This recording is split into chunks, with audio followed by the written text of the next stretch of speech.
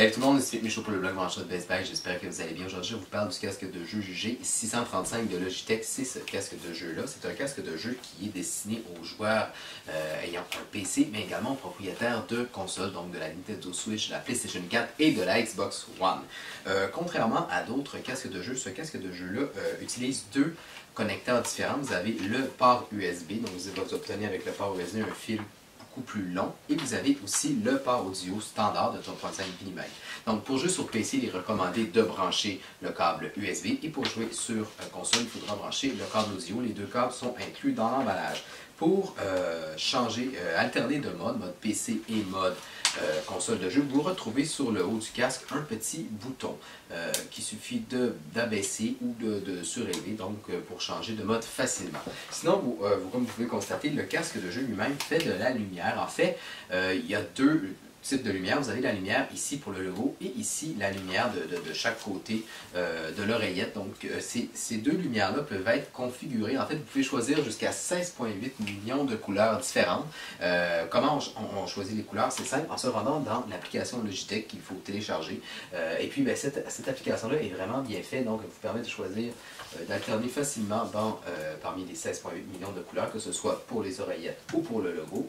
Mais aussi, ce qui est intéressant, c'est que vous pouvez créer des différents effets.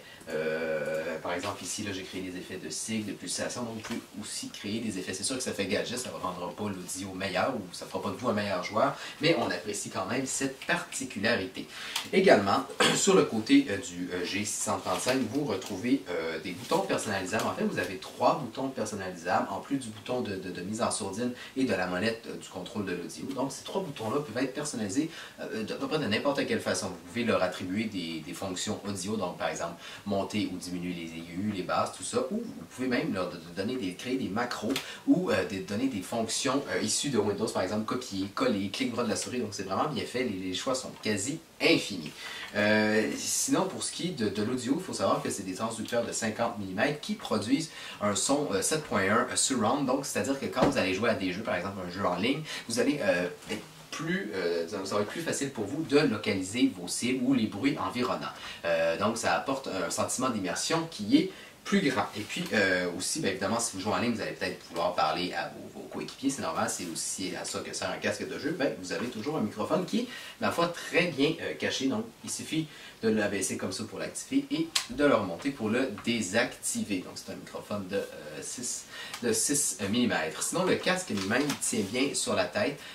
Il isole bien du bruit sans pour autant donner l'impression que la tête est dans un étau, parce que les matériaux ici, on n'a pas de simili-cuir, c'est plus une espèce de tissu qui aide les oreilles à respirer, mais qui isole aussi des bruits environnants.